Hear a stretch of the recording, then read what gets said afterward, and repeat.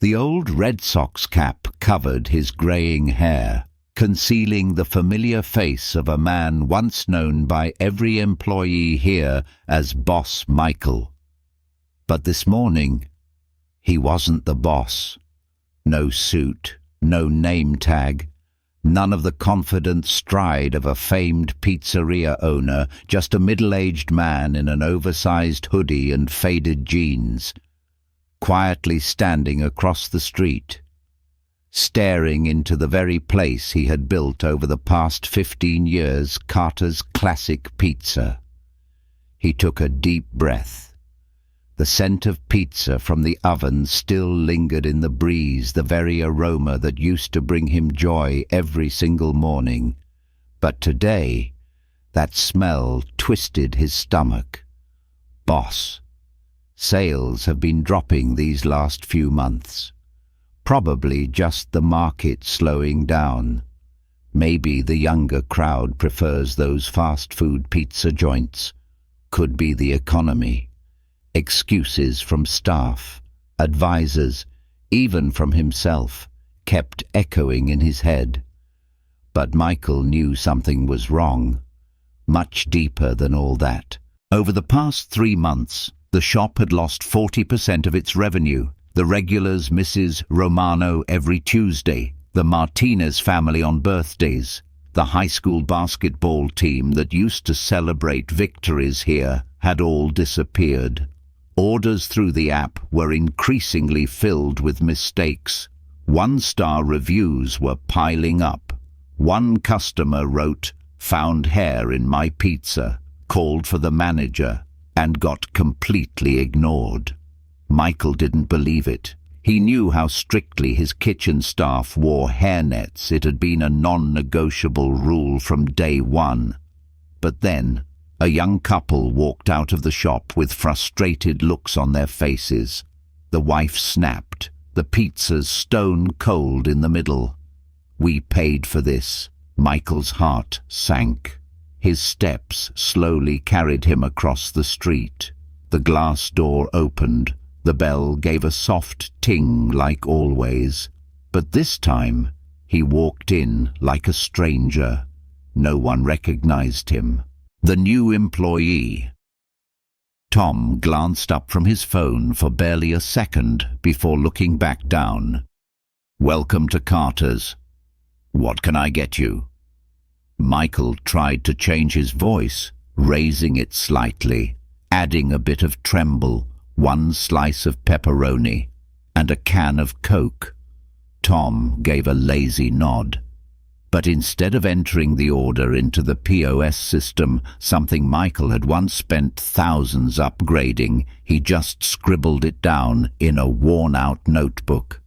Even the receipt was strange thin, cheap paper, nothing like the official ones used by the shop. Michael carefully tucked it into his pocket, memorized it. He sat at the table near the counter. The slice was brought out cold. The cheese already hardened, the crust rubbery. A group of construction workers walked in and placed their orders, and once again, no one touched the computer, just pens and odd scraps of paper. Pizza's been pretty bad lately. Man, I remember when it used to be insanely good. One of them muttered, shaking his head. Michael felt his hand clench around the slice. This wasn't the Carter's pizza his family built. This wasn't his grandfather's recipe. Not the food that used to bring the whole community together. But just as he was trying to steady himself, it happened that moment that made his whole body freeze. A young mother stormed up to the counter, furious. "This is the 3rd time this week the delivery's wrong. I ordered plain cheese for my kid's birthday. This one's covered in hot peppers." And the responses from the 2 employees made Michael's heart stop. "We're sorry. The delivery system had a glitch. The owner's out right now, handling personal matters." The owner, he was right there, sitting down, swallowing slices of cold pizza. And in that moment, Michael Carter realized something deeply wrong. Something dark was happening behind that register, and he wasn't leaving until he found out the truth. Michael chose a seat close to the counter, one that gave him a clear view of the entire service area. He didn't rush to eat the pizza in front of him, partly because it was cold and terrible, and partly because he had to keep his cover. He was no longer the man in charge. He was an outsider now, silently watching his pride and joy being stripped into something unrecognizable, something he'd never imagined. From the very beginning, one thing stood out to him: the complete lack of care in the way customers were treated. Tom, the new guy, barely made eye contact with guests. He stood behind the counter, sullen, thumbing his phone while repeating the same lifeless greetings like a machine. Then there was Lisa, the cashier, who had been working there for over a year. She seemed different, quicker, but not in a good way. She did everything like she was trying to hide something. A group of construction workers came in. Michael recognized them. They were the crew that had ordered the Meat Lover special every Friday for 2 straight years. But today, they spoke quietly among themselves. Coming here feels like a gamble now. Sometimes it's great, sometimes it's a total mess. Lisa didn't use the POS system to take their order either. She had her own notebook, different from Tom's. 2 employees, 2 notebooks, 2 cash flows. Michael frowned. He skipped lunch to stay alert and listen closely. Less than 20 minutes later, another woman arrived, clearly upset. "Second time this week, my delivery's wrong. I ordered Hawaiian and got pepperoni instead. My son's allergic to red meat." Tom once again offered a half-hearted apology and handed the woman a cash refund so quickly that Michael didn't even catch a glimpse of the receipt. And then came the sentence that froze him. "The boss is out, probably hiding in the office somewhere." Michael suddenly understood. This wasn't carelessness anymore. This was a performance. And he was sitting in the front row. As the customer walked out, Tom and Lisa exchanged a look, one that reeked of coordination, as if they'd rehearsed this act. Lisa whispered, but in the lull of the lunch hour, that whisper pierced Michael like a knife. Too easy. He probably still thinks the complaints are just about the taste. Michael froze. A chill ran down his spine. He reached into his pocket and quietly launched a recording app. Then Tom's voice followed. "Little does he know we're making it taste bad on purpose. Today's sauce got my special spice in it." Michael lifted his slice of pizza. Inspecting it closely, the crust had a slightly off color. The sauce looked pale and gave off a faint metallic smell. He didn't take another bite. At this point, he no longer needed receipts or revenue charts. With his ears, his eyes, and his gut, he knew he was standing before a conspiracy. Not a random mistake, not a rough patch, but a deliberate act of sabotage crafted by the very people he had once trusted. And Michael knew this was just the calm surface hiding the deep waters below. He didn't yet know who was behind it, or why they were doing it, but he knew one thing for certain: he couldn't let a 3-generation legacy be destroyed. No rush, no reckless moves. He stayed seated, eyes tracking every little move his employees made, every whisper, every handwritten receipt, every customer who left in disappointment.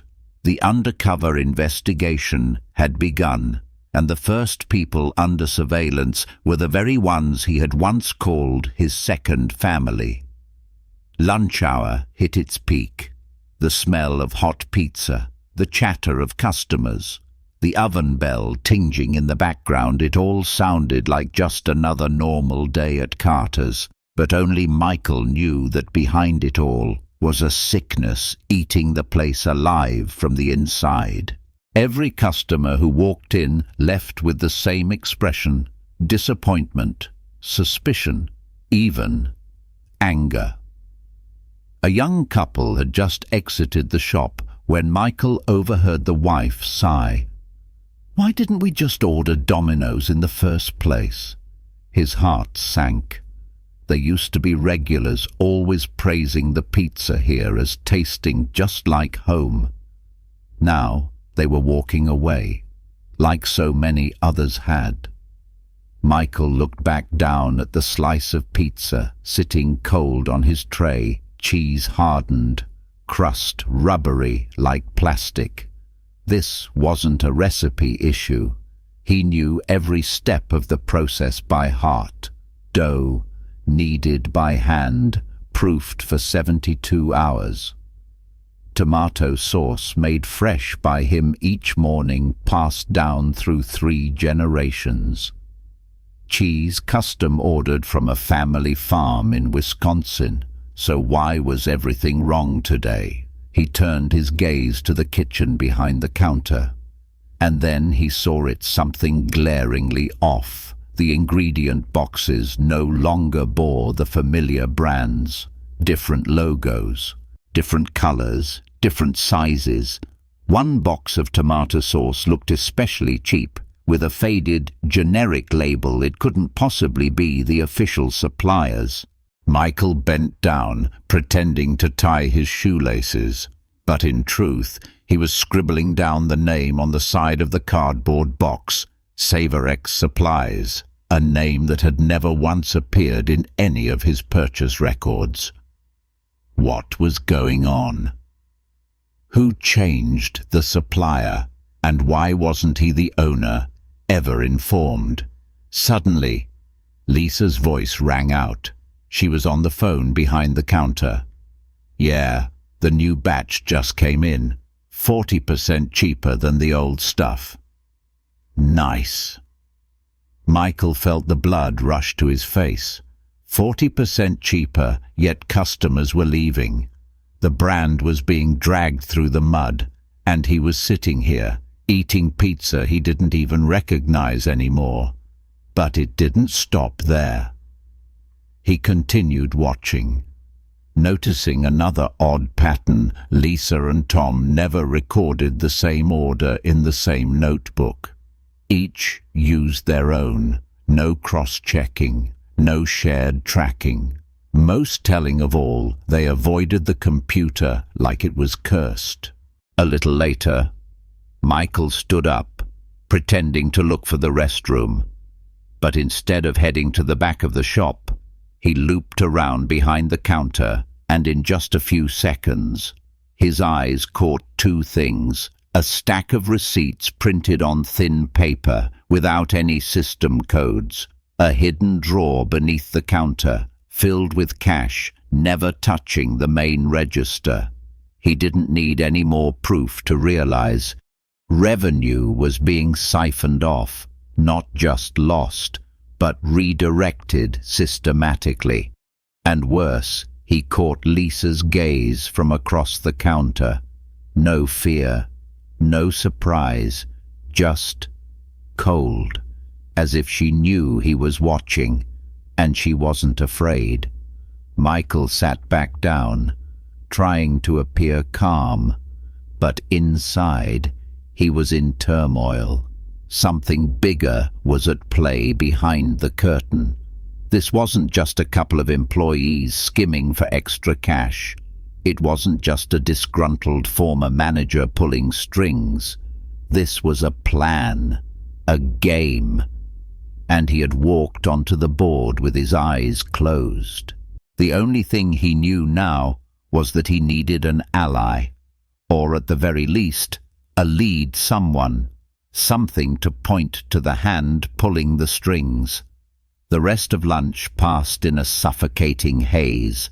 Customers still came in, not many, not cheerful, and none stayed long. They ate quickly, spoke little, and left with a line that now echoed like a warning bell. Carter's has been weird lately. Michael was recording every word, every glance. But then, a quiet moment in the middle of lunch hour changed everything forever. Tom was wiping down the counter, while Lisa was restocking napkin holders. Only a few customers remained. Michael sat in the far corner, head lowered, ears wide open. And then Lisa spoke, softly, almost a whisper, but in that rare pocket of silence, each word fell like a dagger into his chest. Too easy. He still thinks customers just got bored of the pizza. Tom let out a scoffing laugh. He doesn't realize we've been twisting the flavor. Michael froze, his hands clenched into fists. The cold slice of pizza still untouched on his plate, a counterfeit product being served under his family's name. Tom lowered his voice, but not enough. I added a few drops of my special extract this morning. No way any customers coming back after that. Lisa glanced over. Is it safe? Just dulls the flavor. Still passes health codes. But it tastes like cardboard. Michael could barely breathe. Cardboard. For a dish crafted from his grandfather's 3-generation recipe, flavorless. For the sauce he seasoned with his own hands every morning. And never come back, that was the goal. He quietly reached into his jacket pocket, tapped open the voice recording app, and slid his phone beneath the table. This time, not just to remember, but to fight. Tom kept talking, and that old guy still thinks it's the economy or changing customer preferences. Lisa scoffed. The more he believes in his precious family recipe, the easier it is to lead him around by the nose. Michael felt his throat tighten, but he didn't move. He kept his posture still, eyes fixed on the phone screen like a customer waiting on an order. Inside him, rage was boiling, but reason told him to stay silent, because this was only the tip of the iceberg. Dylan says step 2's about to start, Lisa whispered. That name hit Michael like a punch to the chest. Dylan. The young manager Michael once trusted, the one he gave every opportunity to grow before being forced to fire him for skimming cash after his shifts. The same kid who once screamed in his face, "What does an old man like you even know? Your whole life's been stuck in a damn oven." Michael had thought it was just a burst of anger, a rash outburst from youth and pressure. But now, it was clear. Dylan had come back, and he'd brought a plan with him. Tom lowered his voice. Health department's doing a random inspection next week. Dylan already set it up. Aren't you worried it'll blow up? Lisa frowned. Inspector's got gambling debts. Dylan's got photos. It's all covered. Michael sat frozen, limbs numb. This wasn't just betrayal, it was surgical. Sabotage the flavor to drive customers away. Tank the revenue to build pressure. Fabricate violations to force a shutdown. And then push him to sell off a failing pizza joint for pennies on the dollar. There was no doubt left. This was a deliberate takedown, not just of the restaurant, but of him, his grandfather, and the community's trust in Carter's Pizza. Michael looked up at the two employees casually going about their tasks. None of them recognized him, or rather, they did, but they believed he didn't know a thing, and that was their biggest mistake. Michael picked up his phone and tapped save recording. His eyes no longer held fear, only fire. They thought he was finished. They thought he was some outdated man clinging to tradition. They were wrong. A counterattack had begun, and it wouldn't just be to reclaim his shop, it would be to reclaim justice. Michael left the store after securing his first audio recording. He said nothing. He simply crossed the street and turned back to look at Carter's Classic Pizza, once a culinary landmark of the neighborhood, now being poisoned from within by the very employees he once trusted. He still didn't know exactly what Tom's special extract was, but just the thought of them deliberately ruining the pizza was enough to make his chest tighten. And more painful than anything was the betrayal executed without a flicker of hesitation. That night, Michael didn't sleep. Alone in the upstairs office above the restaurant, he sat surrounded by receipts, ingredient lists, shipment logs, supplier names. Everything had been changed starting 8 weeks ago, the exact time Dylan vanished from his life. No apology, no explanation, just silence. And now, a well-orchestrated revenge. But nothing could have prepared him for what would happen the next day. At lunch, while continuing his quiet surveillance near the front counter, Michael noticed something peculiar. Tom always kept one hand in his jacket pocket. It was a subtle motion, but repeated, habitual.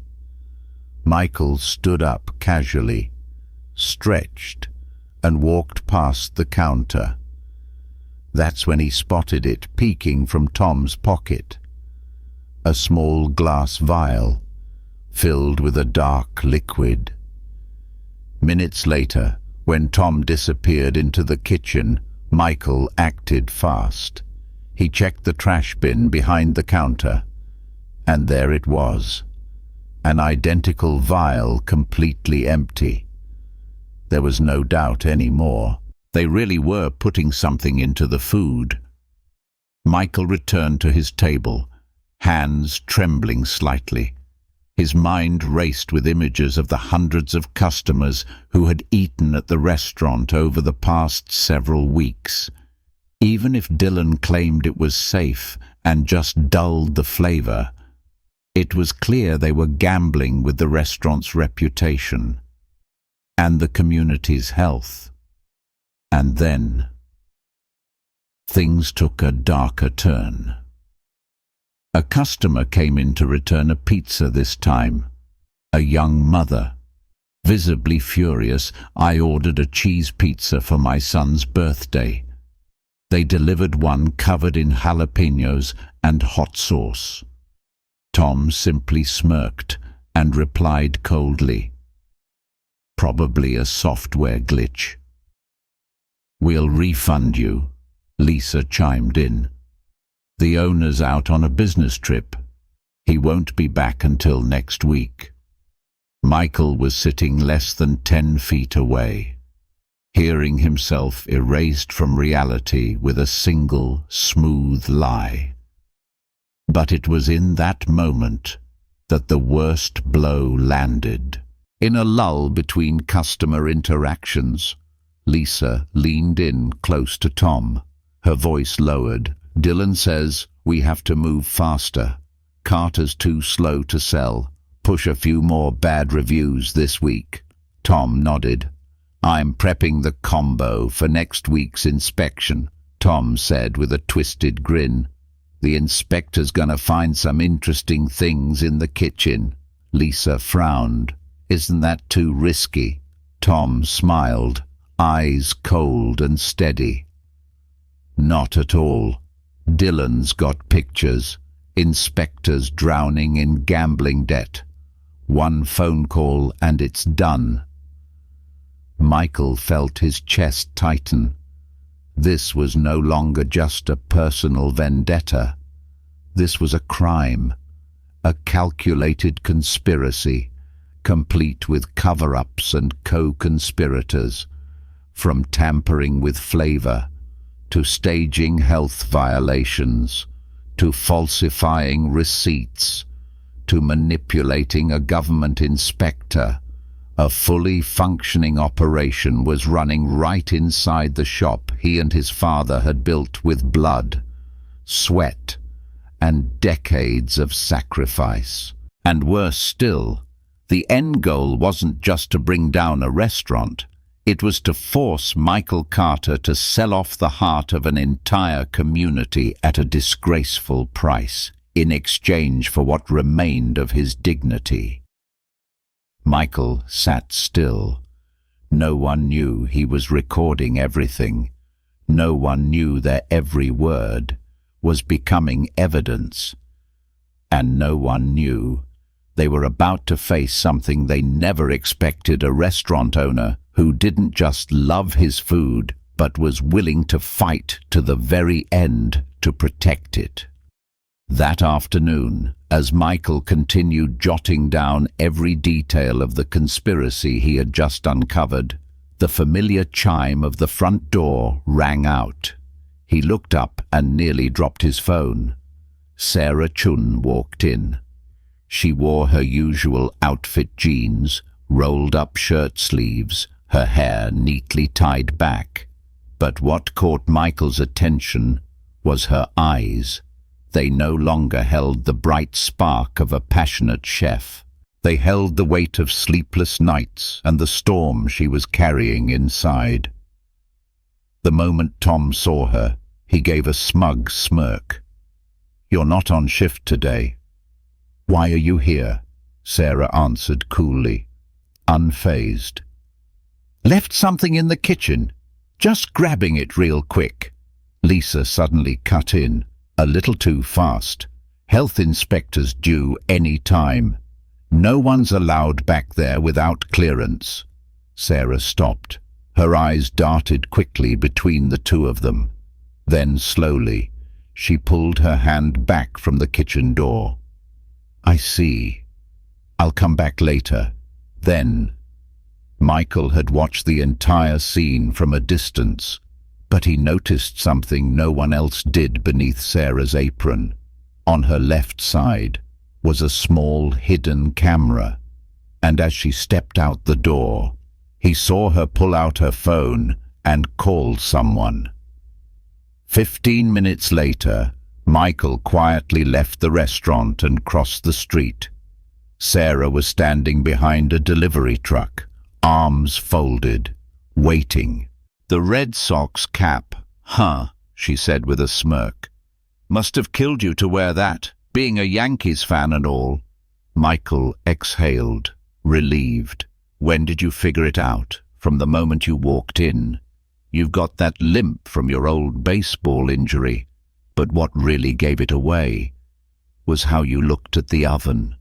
Like every scratch on the steel was a scar on your heart." Michael laughed for the first time in days, filled with tension. "So, how much do you know?" Sarah glanced around, then unlocked her phone. "Not everything, but enough to know you're not crazy." She showed him a series of photos, falsified supplier invoices, audio of Lisa speaking with a man. His voice sounded exactly like Dylan's. Photos of Tom pouring something suspicious into the sauce pot when he thought no one was watching. Michael looked at her, deeply moved. "Why didn't you come to me sooner?" Sarah hesitated. then replied quietly, "Because at first, I thought you were part of it." Michael's heart skipped a beat. Why would you think that Sarah looked at him seriously? You changed the insurance policy 3 months ago, had the whole restaurant's assets reappraised, then transferred a large sum of money to an unknown account. I thought you'd given up too, that you were playing the same game, sell cheap, cash in on the insurance, like so many others do. Michael gave a pained smile. The insurance change was my advisor's idea. The reappraisal was to apply for a short-term loan. I wasn't giving up. I just didn't know how to save it anymore. Sarah was silent for a moment. Then she pulled out a thick envelope. "Then it's time to fight." Michael opened the envelope. Inside were copies of real estate documents. Redevelopment plans from Riverside Development Corporation, a well-known property conglomerate. And that logo, Michael recognized it instantly. They're behind Dylan. Sarah nodded. They want to buy out the entire block. Carter's is the last holdout. Dylan is their pressure point. They're using him to tank Carter's so they can swoop in and buy it for next to nothing. Michael's fists clenched. And you have enough evidence. Not everything yet. But I also have a brother. He's a lawyer. He once sued Riverside in a nearly identical case. They used ex-employees to orchestrate a collapse, then blamed it all on them afterward. Michael nodded slowly. For the first time, he didn't feel alone, because beside him stood a loyal, sharp ally, someone willing to fight for the truth, even if it meant going up against an entire corporation. Michael looked at Sarah, his eyes fierce with resolve. "Then let's begin. We're not just saving a pizza shop, we're saving the soul of this place." Michael sat silently in Sarah's car, clutching the stack of documents she had just handed him. Each page he turned felt like another knife slicing into the truth he had been blind to for weeks. Zoning maps, property sale agreements, permits for a new shopping complex, and stamped at the top of every single document was the logo he now knew too well, Riverside Development Corporation. Michael froze when he reached a page titled Real Estate Transfer Agreement, Zone 5B, the exact location where Carter's Classic Pizza stood. "They're planning to wipe out the whole block," he whispered. Sarah nodded, her voice low and heavy. 6 months ago, Riverside made an offer. You declined. Not long after, Dylan reappeared, and everything started breaking. Michael remembered that call vividly. A real estate agent speaking with a smooth, reassuring tone. "We're very interested in your property. Our offer is triple the market rate. All you need to do is agree. Carter's can be reborn somewhere new." And he had said no, not because the offer was too low, but because he knew the soul of this place couldn't be bought or sold. Sarah continued, "Dylan isn't the mastermind. He's just a pawn. They chose him because he used to work here, knows how the place runs, and has a reason to seek revenge. They promised him a cut if the plan succeeds." Michael shook his head, filled with anger, but also fear. Because what was unfolding wasn't just betrayal, it was a coordinated corporate conspiracy. and Riverside. "They really think no one would catch on?" he asked. Sarah pulled out another stack of documents this time. Internal email copies, sourced from an anonymous contact, likely her brother, the lawyer. They've done this in 3 other states. Planted people inside small businesses, used fake reviews, swapped real ingredients with cheap ones, staged bogus health inspections to crash profits. Once the business is in crisis, they buy it for pennies, then build shopping centers, chain stores. Michael leaned back, his gaze hollow. All those stories of cafes vanishing overnight, family-owned restaurants suddenly shuttered. They now snapped together like eerie puzzle pieces in a twisted game he hadn't even known he was part of. Sarah's voice cut through the silence, soft, but sharp as a blade. "They've planned everything. When you're forced to sell, Dylan gets a bonus payout. Lisa and Tom stay on as temporary managers. And the paperwork, it'll say Carter sold willingly due to financial losses. No coercion, no foul play." Michael's brow tightened. "They're trying to erase my family's name without leaving a single trace." Then Sarah pulled her final card. But there's one thing they didn't plan for. She opened her phone, hit play on a voice memo. Dylan's voice, drunk, rambling in a bar. "They think we don't know Riverside screws everyone the same way. When it's done, they dump it all on us. Fine, I'll play along just this once. Then I'm out. But this time, I'm gonna win." Michael sat there, speechless. "So that means..." "It means Riverside plans to betray Dylan the moment the deal goes through." Sarah pulled out one more classified document, a blueprint titled Internal Asset Severance Protocol, outlining a plan to fabricate evidence that would pin the entire conspiracy on Dylan: the food tampering, health code violations, and financial fraud. Michael's hands clenched. He thought he was the fox. Turns out he's just the scapegoat. Sarah looked at him directly, unflinching.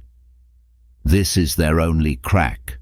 Dylan still believes he's in control, but if we strike at the right moment, he'll flip the whole board without realizing he's setting it all on fire himself." Michael lifted his head, and in his eyes was something that hadn't been there the entire time: strategy. "Good. Then we let Riverside burn itself down. We don't have to flip the table, just tilt it slightly and wait for them to slide straight into their own pit." Sarah smiled. The battle had just leveled up, from investigation to attack.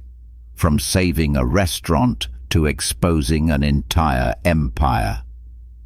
For the next 3 days, Carter's Classic Pizza remained open as usual. Customers still came quiet, sparse. Tom and Lisa still worked cold, distant, and secretive. But if one looked closely, they would notice a quiet shift taking place. Behind the door of the upstairs office, once the space where Michael had sat in despair, staring at profit and loss spreadsheets, now stood a secret command center. Maps, notes, colored pins, photographs, audio recordings. And at the center of the desk sat a small box. Inside it was a pen, one that looked completely ordinary. "Looks like a regular pen," Michael said. Sarah nodded with a slight smile. "And it writes like one too, but it also records like a CIA mic." The pen was a gift from an old friend of Michael's, now working in the Financial Crimes Division of the FBI. When Michael reached out, his friend had said just one thing: "If this involves Riverside, you're not alone." The FBI had been quietly tracking Riverside for months, but they lacked a witness, lacked hard evidence. And now, with Michael and Sarah on the inside, they had the perfect opportunity to crack through the corporation's polished facade. On the surface, everything remained unchanged. Michael continued to pretend he knew nothing. Tom kept handling off-the-books transactions. Lisa still hand-wrote receipts and recorded them in her private notebook. Every one of those actions was being captured by the pen sitting silently on the desk. Sarah played the role of the quiet intermediary. She skillfully probed, stirred conversations, and noted every irregular behavior.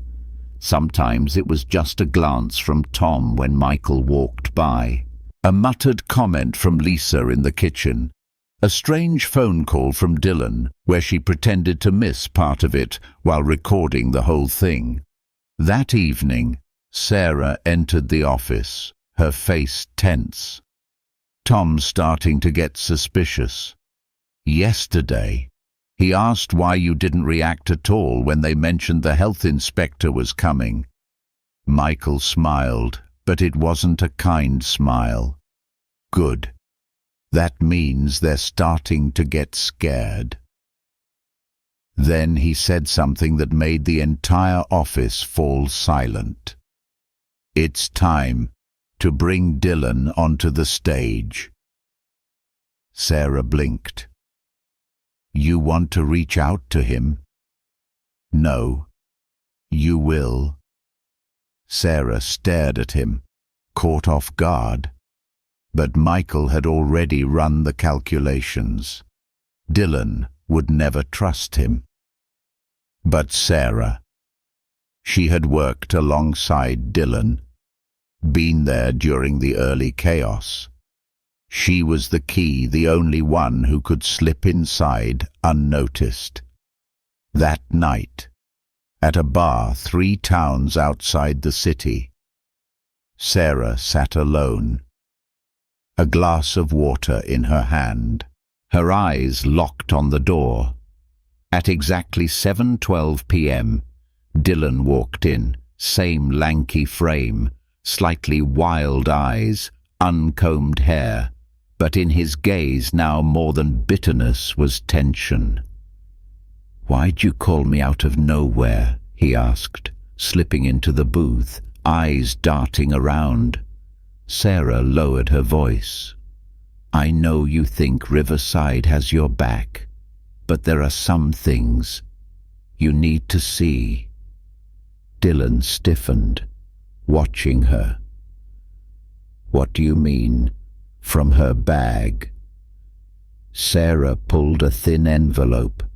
Inside, a printed email chain from Riverside's legal department. It outlined a risk mitigation strategy and listed the name assigned full legal responsibility: Dylan Knox. Dylan went pale. He read the document like he was devouring every word. And then his voice cracked. They're setting me up." Sarah nodded, slowly, precisely. "And you're walking straight into the fire, while Riverside quietly scoops up the assets." Dylan slammed his hand on the table. "No way. No damn way. I'm not letting them bury me and build a shopping mall on Carter's grave." Sarah said nothing. She simply looked at him, waiting. And finally, he growled, "I'll tell everything. I've got proof audio files, video of Tom putting stuff in the sauce." Sarah nodded gently, as if that was exactly what she had hoped for. She texted Michael. He's taken the bait. Phase 1 complete. At the same time, inside a sleek, glass-walled office in the heart of the city, Gerald Walsh, Regional Director of Riverside Development, received a message from Dylan, and in the quiet of that office, he had no idea. A tidal wave was forming, one that would soon come crashing down and bury his entire empire. The next morning, Michael dressed sharply, white dress shirt, grey tie, and the same old vest he'd worn at the grand opening of Carter's Classic Pizza over a decade ago. No more Red Sox cap, no more lowered gaze pretending to be a customer. Today, he returned as himself. Sarah handed him the briefcase. Inside was everything: audio recordings of conversations between Tom, Lisa, and Dylan, photos of falsified receipts and swapped ingredients, video footage of Tom dripping liquid into the sauce pot, and most importantly, the Riverside email detailing how to mitigate legal exposure by assigning responsibility to a third party. "Are you sure?" Sarah asked quietly. Michael smiled and nodded. "It's time to knock on the biggest door in the room." The regional office of Riverside Development Corporation was located on the 22nd floor of a gleaming glass skyscraper in a luxurious wood-paneled conference room. Michael sat across from Gerald Walsh, a man with a smile so polished it looked like he practiced it in the mirror every morning. "What a surprise to have Mr. Carter visit us," Walsh began, his voice smooth as silk. "I thought you declined all offers to negotiate." Michael sat still, calm eyes fixed on him. "I didn't come to negotiate. I came to inform." Walsh's smile faltered just for a moment. He tilted his head slightly. "I'm listening." Michael pulled a neatly organized stack of documents from his briefcase. Precise, sharp, inevitable. Proof of payments made to former manager Dylan Knox. A timeline for the asset restructuring plan in Zone 5B, clearly listing Carter's Pizza as the final acquisition target, and internal memos showing your company orchestrated fabricated violations to force out property owners.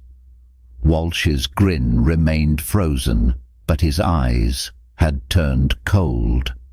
"Those are very serious accusations, Mr. Carter."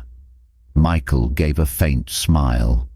"Not accusations, evidence. And the FBI happens to love this kind of evidence."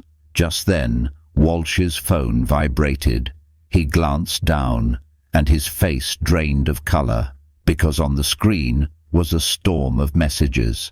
Dylan had just shown up at Riverside's headquarters shouting, waving documents, audio files, and photos in front of the media. News crews were already on site. FBI agents had approached, but made no move to stop him because they were watching. Michael remained seated, calm as ever. "Turns out your former employees aren't as loyal as you thought." Walsh stared at Michael. The smile was gone. Completely. "You're playing a dangerous game, Mr.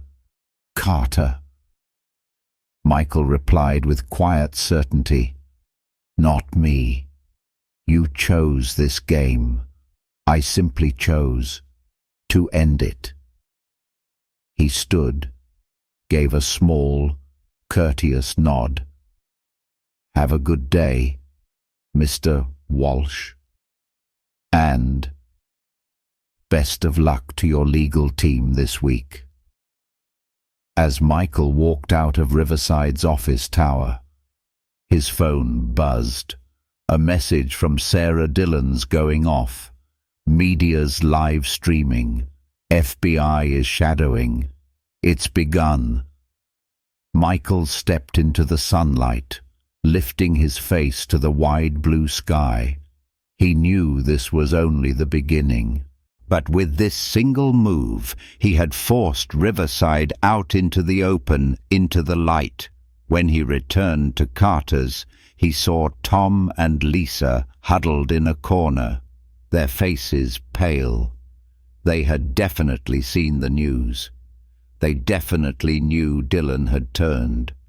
And without a doubt, they now understood that the man they once dismissed as the old fool easy to manipulate had never left the stage.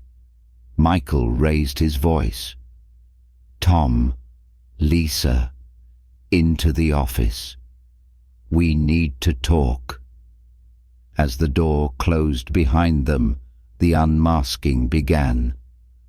Not with threats, not with force, but with truth and a final choice laid bare before them. Testify or go to prison. Michael shut the door gently behind him and turned to face them.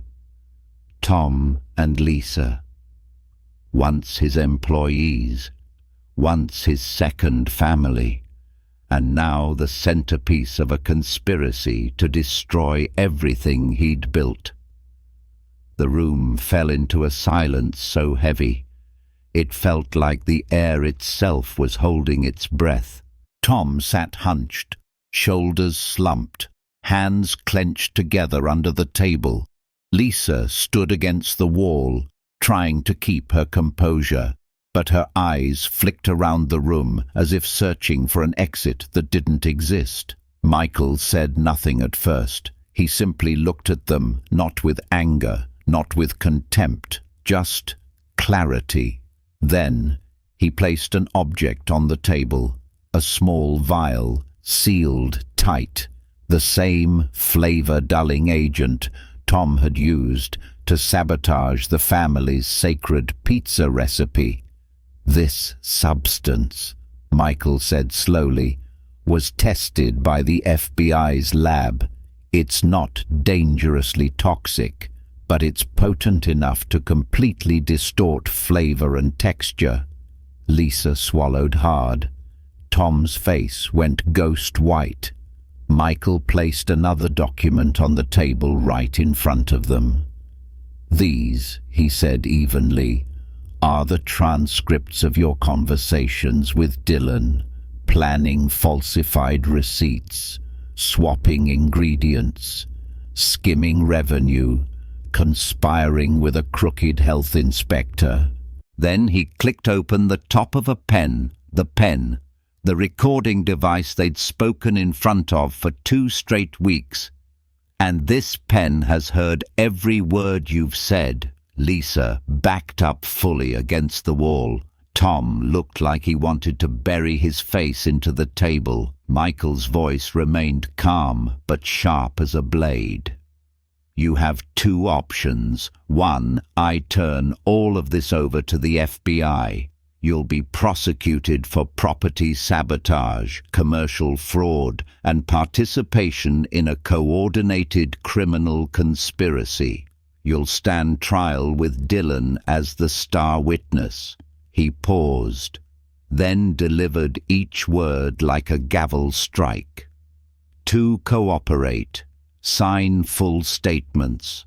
Confess everything you know from Dillon's first whisper to every single dollar skimmed in cash. Testify and accept the lightest sentence possible."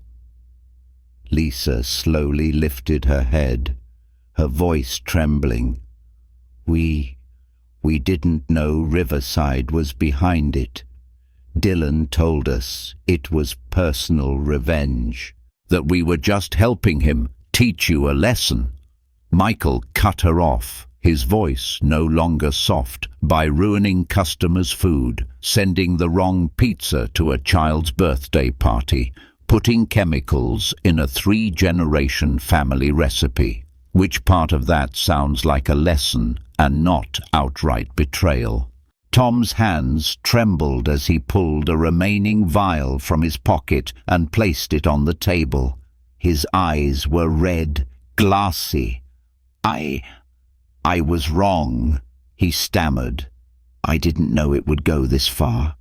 Dylan said he'd take care of everything. I needed the money."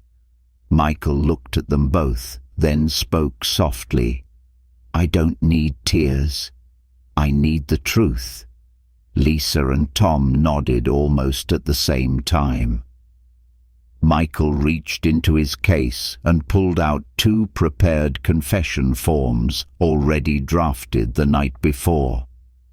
He placed the recording pen on the table. "Then start talking. From the beginning. Step by step. Leave nothing out." The interrogation lasted more than 2 hours. They told it all, how Dylan recruited them, promised bonuses after the restaurant sale, how Riverside funneled payments through intermediaries, how online reviews were manipulated through intentional delivery errors to drive up 1-star ratings. And just as they finished signing the confessions, Sarah burst into the room, her face pale. "You need to see this," she said. She turned on the TV, and there was Dylan, standing in the parking lot of Riverside's headquarters, waving documents in the air, shouting into live news cameras. "Riverside used me. They've done this to dozens of other small businesses." Behind him, the FBI was moving into the building. Dozens of reporters captured every second. Police officers stood guard. Crowds began to gather, and the name Carter's Pizza flashed across the live broadcast. Michael stood frozen. He actually did it. Sarah nodded. He lost it after realizing they betrayed him. And because of that, he's accidentally helped us expose an entire empire. Michael turned back to Tom and Lisa. "The moment's here. Time to choose, be a witness or be a defendant." Silence. Then Tom finally spoke like an exhale. "We'll tell everything." Michael nodded. His eyes met Sarah's. Phase 2 complete. Phase 3 waiting ahead. And this time, the whole country would be watching.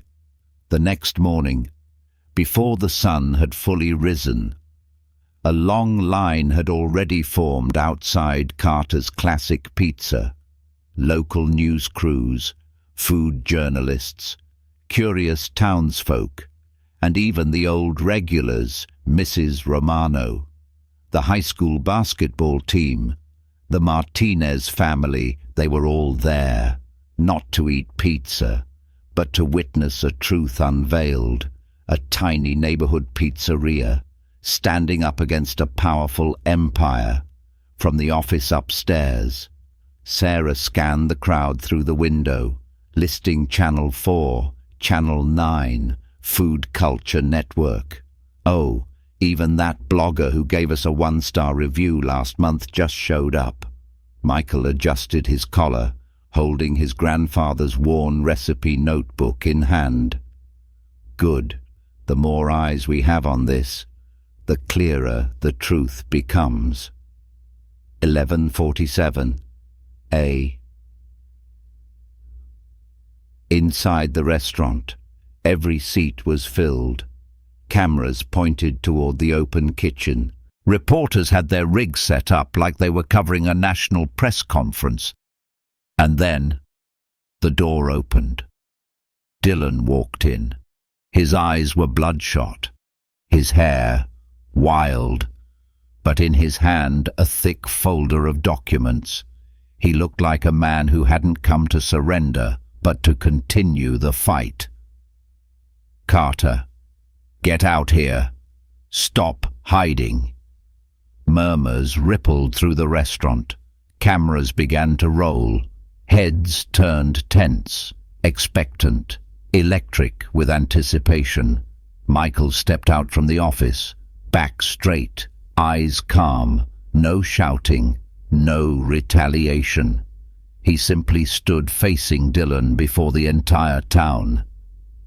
"I'm right here," he said. Dylan waved the folder in the air. "You set me up.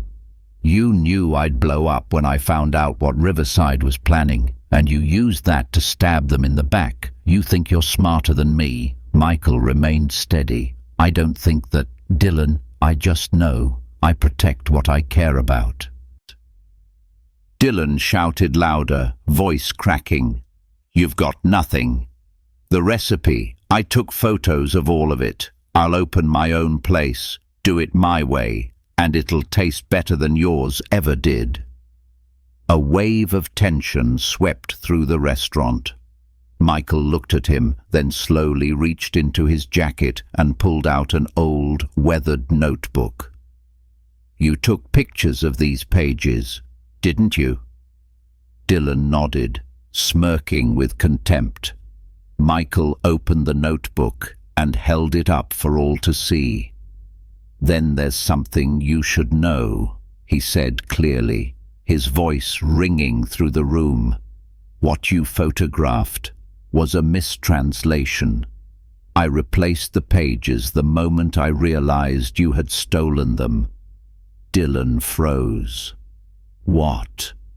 Michael pointed to the page, filled with intricate, unfamiliar writing. "The original recipe is written in Old Armenian, my grandfather's native tongue. Only I, and now my son, know how to truly interpret it, how to truly make it." A gasp rippled through the crowd. The blogger leaned in. Cameras zoomed tight on the notebook. The entire restaurant held its breath. Michael continued. "You thought you stole my family's secret, but all you took was its shadow. That's why your pizza never tasted right. That's why Riverside never let you open a real location. Because they knew. The real recipe has never left this kitchen." Dylan staggered back a step, his face drained of color. Then he barked out, "Lies. No one's gonna believe you." Michael turned to the crowd, calm and sure. "Then let them taste for themselves." He returned to the kitchen. The oven had been lit since morning.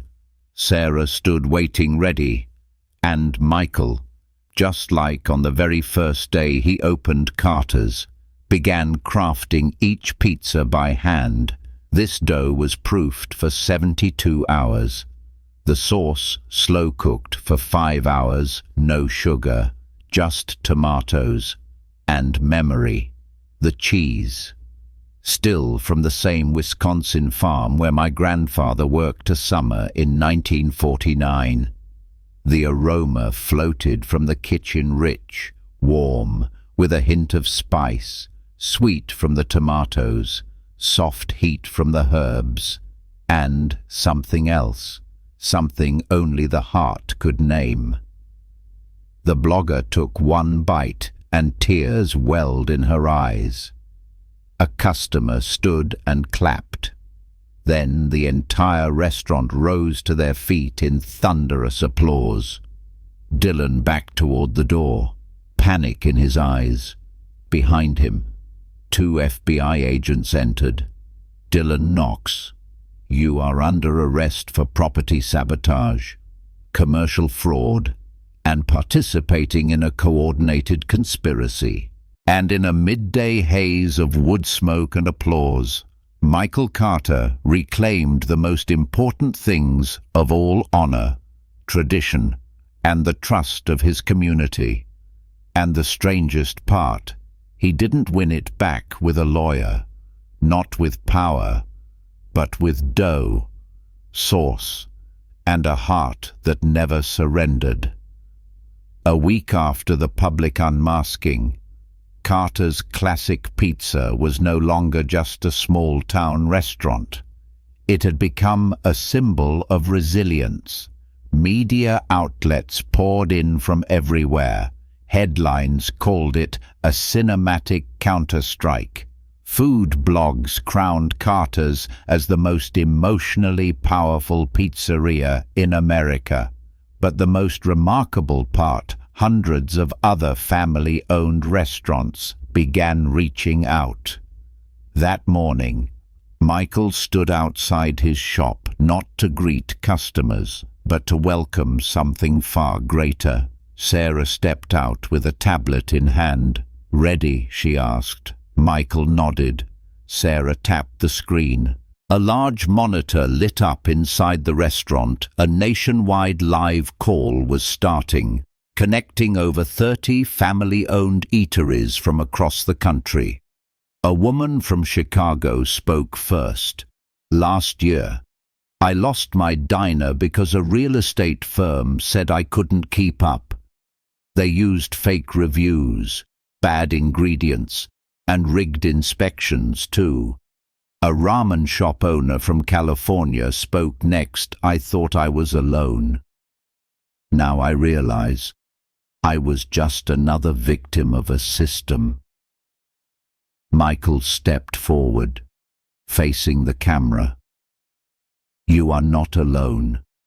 Riverside is just one piece of a much bigger network. We, the ones who cook with our hearts, have been underestimated for far too long. It's time we rise together."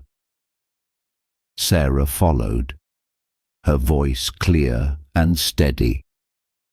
From the settlement funds after the lawsuit, Carter's has created the Community Restaurant Protection Initiative, a legal and training fund to support family-owned restaurants targeted, sabotaged, or slandered by corrupt corporations. Michael nodded, holding his grandfather's recipe book.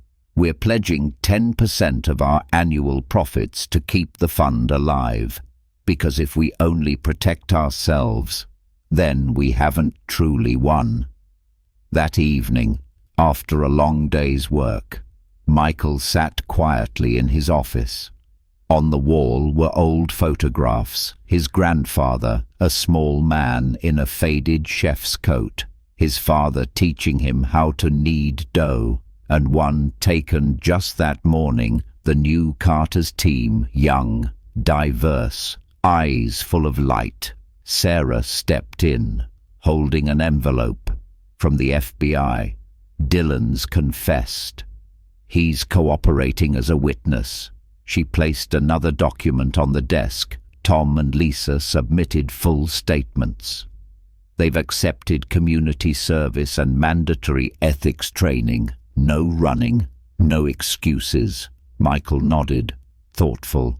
"So, all the pieces are finally in place." Sarah looked at him, then asked slowly, "Did you ever think about selling the restaurant?"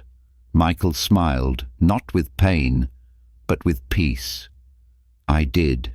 When everything was falling apart, I thought about walking away. But then I remembered the moment my father first brought me into the kitchen and gave me a taste of the very first spoonful of sauce my grandfather ever made. I couldn't let those memories be erased, not by money and not by fear." He stood up and walked into the kitchen, where his 17-year-old son was carefully learning how to layer the toppings just the way the old Armenian recipe called for. Michael placed a hand on his son's shoulder. "Do you know why you have to learn all this?" The boy nodded. "Because it's not just pizza. It's how we tell our family's story, through flavor." Michael squeezed his shoulder gently, his eyes misting Exactly. On the television nearby, the evening news aired a closing segment, a shot of Michael standing in the heart of the kitchen, the oven glowing behind him like a hearth. The anchor's final words echoed over the image. Carter's Pizza isn't just a place that sells food. It's a reminder that sometimes you don't need to be a big company to spark big change. You just need to stand your ground when everything else around you falls apart. And just like that, from a little pizzeria poisoned, pressured, and betrayed, Carter's Classic Pizza became the guiding flame for hundreds of small businesses across America. A place once rated 1 star is now the spark of a quiet revolution, a revolution of trust. If you've ever thought tradition was outdated, remember this. It's often the handwritten recipes, the old ovens, and the passed-down rituals that give birth to stories powerful enough to make the world stop and listen. Share this video because somewhere out there, someone might be looking for just one reason not to give up.